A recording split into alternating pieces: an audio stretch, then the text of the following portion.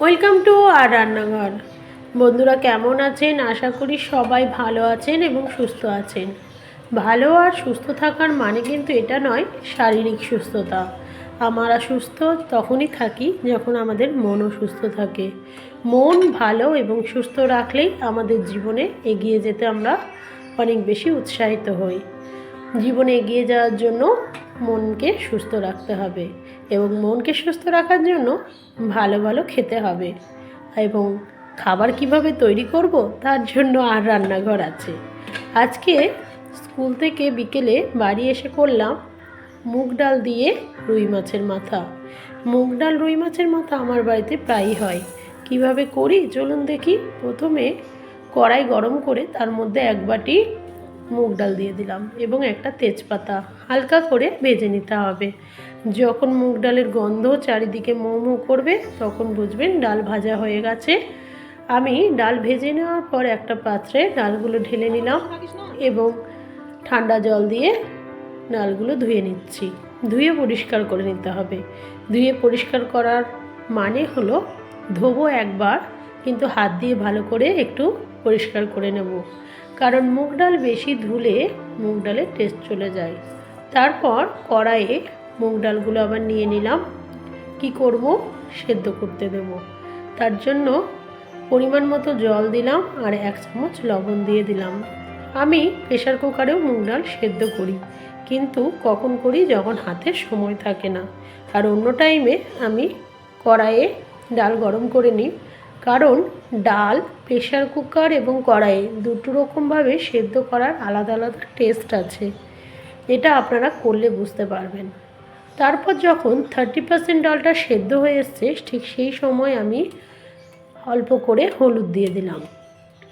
হলুদটা দিয়ে আবারও একটু নাড়াচাড়া করে আবারও সেদ্ধ করতে দেব। আমার 30% সেদ্ধ হয়েছে, আমি আরও 60% ডাল সেদ্ধ করে নেব। এরপর আমি কড়াইয়ের ঢাকনা খুলে দেখে নিচ্ছি ডাল সেদ্ধ হয়েছে কিনা। হ্যাঁ, 90% ডাল আমার সেদ্ধ হয়ে গেছে। ঢাকনা বন্ধ করলাম আর খুললাম মানে নয় যে সেকেন্ডের মধ্যে সেদ্ধ হয়ে গেল।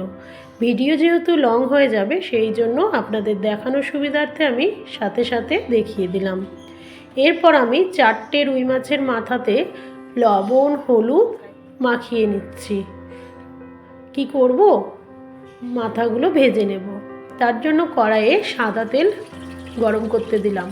আমি সবসময় সর্ষের তেল ব্যবহার করি না, মাঝে মাঝে সাদা তেলেও রান্না করি। আবার সাদা তেলের অনেক রকম ভাগ আছে, সেই রকমভাবে মাঝে মাঝে বিভিন্ন রকম সাদা তেলেও রান্না করি। এটা নাকি শরীরের পক্ষে ভালো। এরপর মাছের মাথাগুলো যখন ভাজা হয়ে গেছে তখন তুলে নিলাম।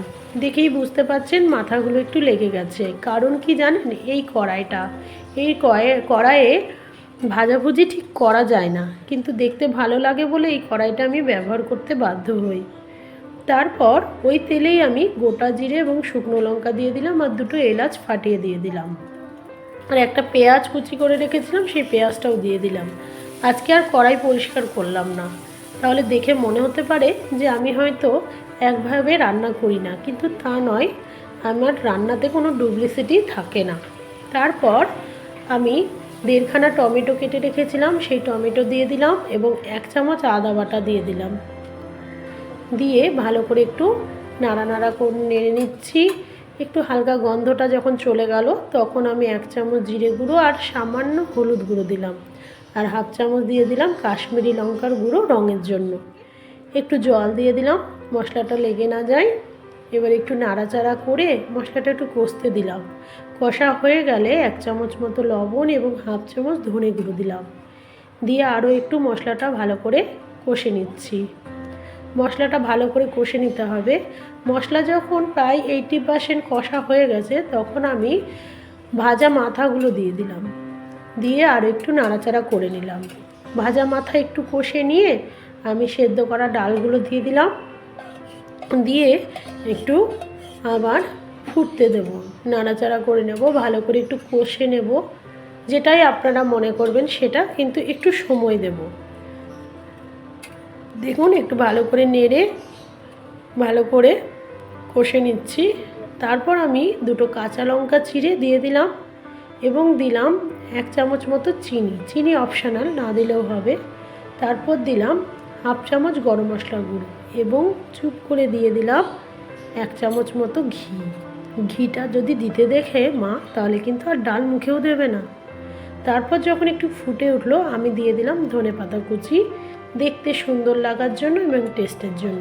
এখন যেহেতু ধনেপাতা অ্যাভেলেবেল, আপনারা সমস্ত রান্নাতে ধনেপাতা ব্যবহার করতে পারেন। তারপর একটু ভালো করে ফুটিয়ে নামিয়ে নিলাম। রুই মাছের মাথা দিয়ে মুগ ডাল খেতেও খুব সুন্দর হয় এবং এর সাথে গরম গরম ভাতে একটা বেগুনি নিয়ে নেবেন বন্ধুরা, তাহলে আর অন্য কোনো পদ লাগবে না। আমি 2-3টে মাছের মাথা গোটা রেখেছি, একটা আমার মেয়ের জন্য আর একটা আমার বাবার জন্য, কারণ আমার বাড়িতে সবথেকে বেশি ফুডি আমার মেয়ে এবং তারপরে আমার বাবা। প্রতিদিন সন্ধ্যের সময় এসে জিজ্ঞেস করে যে আজকে কী রেসিপি হলো। আমি চাই আমার বাবা সারা জীবন এইরকম সুস্থ থাকুক এবং আমাকে সন্ধ্যের সময় জিজ্ঞেস করুক যে আজকে কী রান্না হলো। ভালো থাকবেন।